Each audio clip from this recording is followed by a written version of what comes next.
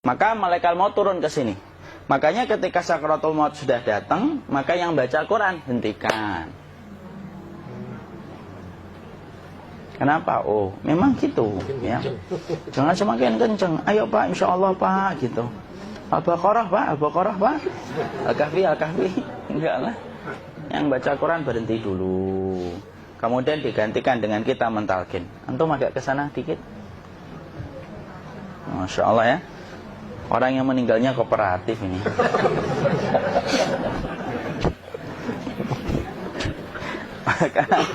maka agak ke sini ya. Maka disunahkan kita untuk mentalkinnya. Nanti ketika mentalkin jangan terlalu sering, jangan terlalu membebani. Jangan terlalu sering itu la ilaha illallah, la ilaha illallah. Tidak gitulah. Berat nanti dia ngerasakan. Di situ Imam Qurtubi juga menyampaikan, jangan terlalu sering karena itu memberatkan dadanya. Jadi ketika mentalkin saya sampaikan, boleh diganti atau enggak Ustaz? Enggak lah, talkin itu ibadah. Ibadah itu tauqifiyah. Tauqifiyah itu enggak usah diganti. Karena Rasulullah mengatakan lakinu ala mautakum la ilaha illallah. Talkin orang yang meninggal di antara kalian dengan la ilaha illallah. Enggak usah diganti Allah Ustaz yang lebih singkat, lebih pendek. Enggak usah. Subhanallah Ustaz, enggak usah. Kenapa? Karena talqin sudah ditetapkan ucapannya oleh Nabi, begitulah kita mencontohnya. Jadi tidak usah diganti. Cara mentalqin, jadi kalau keadaan sudah tenang, tolong kalau sudah sakaratul maut jangan ditinggalkan. Karena sesungguhnya pertempuran setan itu pada detik-detik kematian semacam ini. Dan betul-betul berusaha untuk menjadikan dia murtad. Nanti makanya di situ di buku nanti dibahas kan, pertempuran setan itu sampai detik-detik orang mau mati itu sudah ayo kufur, murtad aja tuh, kamu sakit kan? Nah, itu kayak gitu. Makanya jangan ditinggal. Capek gitu kok nggak meninggal gitu ya. Udah gantian mas. Dan jangan kemudian meninggalkannya. Mangkat dulu gitu. Enggak lah, janganlah. Terus ditampingi terus. Kalau bisa ya sudahlah, berikan waktunya kita untuk sementara waktu itu betul-betul berkhidmah kepada orang yang kita cintai terakhir kalinya. Cara kita kemudian mentalkin adalah, yaitu adalah di sebelah kanannya la ilaha illallah.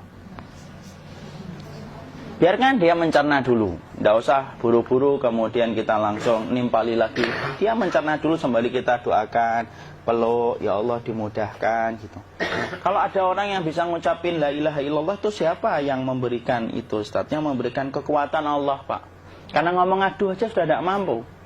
Makanya Allah berfirman dalam surat Ibrahim, yusabbitullahu alladhina amanu bil qawli tsabit fil hayatid dunya wa fil akhirah. Allah teguhkan perkataan orang yang beriman dalam kehidupan dunia dan akhirat. Dunia itu ya ketika menjelang kematiannya. Makanya dia bisa ngomong la ilaha illallah. Sebenarnya ngomong aduh aja udah gak mampu. Kalau bisa ngomong, dia pasti ngomong aduhnya dulu. Tapi Allah yang menggerakkan. Ngomong la ilaha illallah. Makanya mangkana akhiru kalamihi la ilaha illallah dakhalal jannah. Barang siapa akhir kalamnya itu adalah la ilaha illallah, pasti masuk surga. Makanya kita lagi la ilaha illallah. Dah. Cerah dulu. Enggak usah minta diburu-buru ya. Enggak usah gini. Ayo la ilaha illallah. Ayo.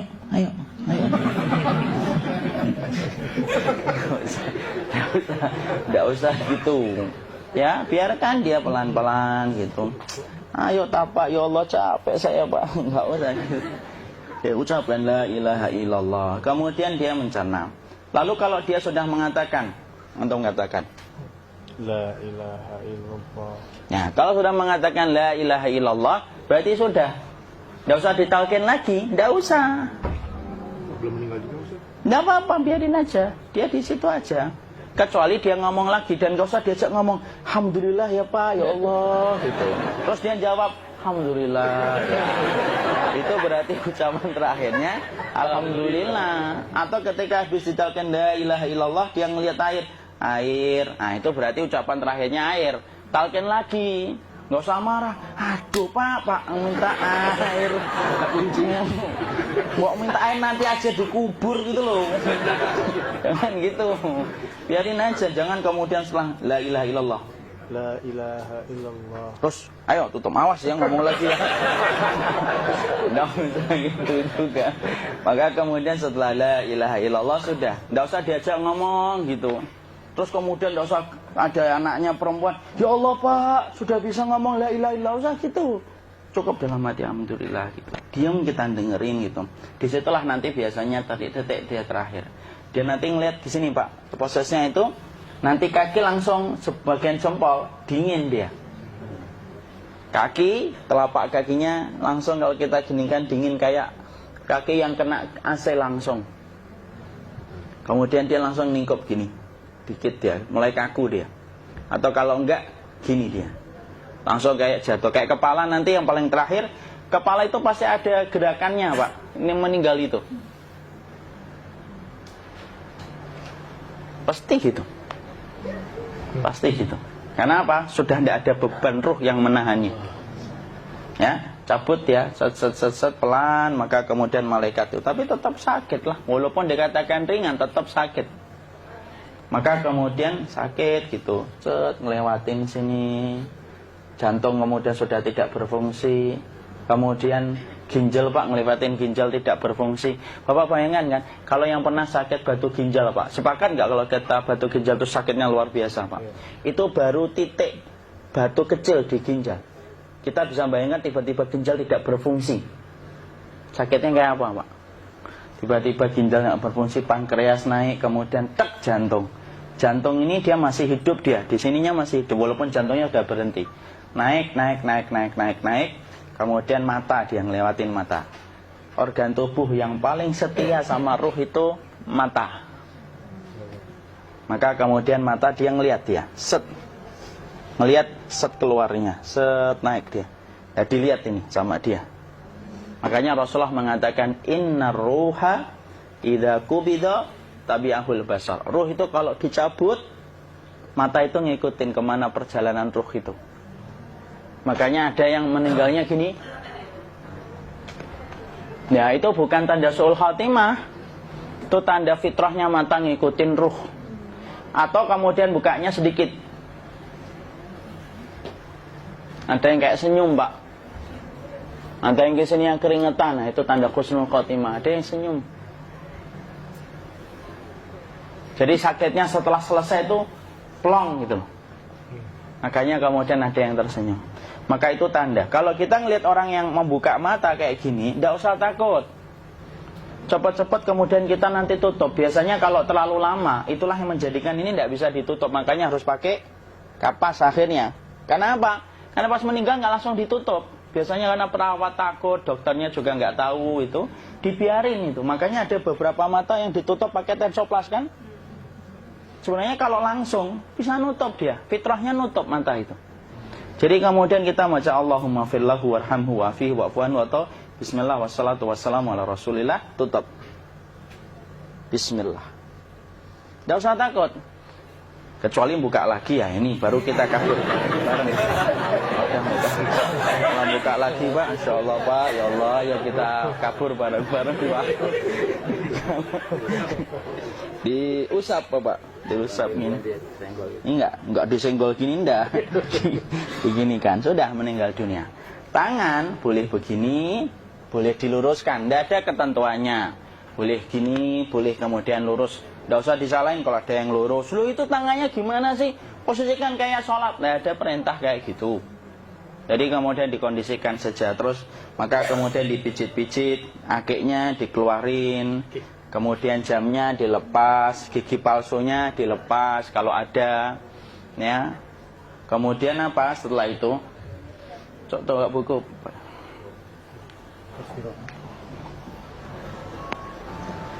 Kemudian kalau bisa awal-awal kemudian taruh buku atau sesuatu yang agak berat di perutnya ketika baru meninggal dunia.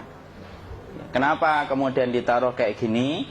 Bukan apa-apa, supaya membantu sisa-sisa pencernaan dia untuk keluar. Nanti Pak, biasanya kalau kita taruh agak yang berat gini atau kemudian kita gini-gini kan, ini udah makan belum Maki? Udah makan belum makan kok udah gede ya? Maka pencet-pencet kayak gini biasanya nanti ketika dimandikan, nah pas dimandikan diginikan saja. Aduh. Nah ini dia sudah keluar di belakang, dia gini. Terus nanti keluar dia. Nah ini keluar langsung di belakangnya. Dan memperlakukan orang kalau sudah meninggal dunia itu yang lembut gitu. Kenapa? Inna kasra admil mayyiti kakasri admil hayyi. Mematahkan tulangnya ketika orang sudah meninggal dunia itu lebih dia rasakan sakit ketika mati daripada ketika masih hidup. Tuh Islam itu sampai sama orang mukmin itu kalau sudah meninggal aja sampai selembut itu. Kok hidup kasar itu kebangetan dia jadi orang itu. Mau sampai orang mati itu kemudian disuruh yang lembut, kalau ada aib disuruh nutup, tidak boleh diceritain. Misalkan di belakangnya beliau ini ada tompel, gagah-gagah tompelnya gede gitu, tidak boleh cerita. Masya Allah loh, sampai segitunya sunnah itu ngajarin kita untuk nutup aib. Kalau ada orang belajar sunnah sukanya buka aib, nyari-nyari kesalahan orang, sunnah yang mana dia pelajari itu saya bingung. Makanya kemudian gini, setelah selesai, maka kemudian tutup dengan kain. Maaf ya, ya. Ya. Nanti kalau nggak kuat napas ngomong ya.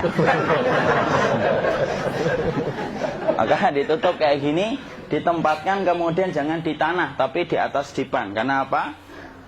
Syekh Abu Malik Kamal Said Salim dalam Sahih Fikih Sunnah menyampaikan supaya tidak cepat busuk. Dia taruh di atas. Kemudian ditutup pakai kain apa saja, ya, sembari nanti kita mempersiapkan tempat mandinya, tempat kafannya dan yang lain sebagainya. Maka kemudian kalau ada yang datang boleh dibuka. Kemudian kita mencium ininya apa? Kemudian keningnya. Kemudian kita berdoa, nutup lagi kayak Rasulullah ditutup. Kemudian yang datang terakhir itu salah satunya Abu Bakar. Dibuka kemudian beliau, ya Allah ya Rasulullah, engkau adalah orang yang percaya hidup dan matimu, dan tidak mungkin Allah itu mematikan engkau 2 kali ya Rasulullah. Maka kemudian ditutup kembali. Saat itu para sahabat dalam keadaan mendung semuanya. Maka disitulah kita lakukan kayak gini, ditutup gini Ustaz ya. Kasihan tidak bisa napas, insya Allah tidak butuh napas lagi. Jadi kemudian kita semacam ini, kita persiapkan apa yang bisa kita lakukan. Nah itulah proses kematian dari sakit sakaratul maut sampai kematian.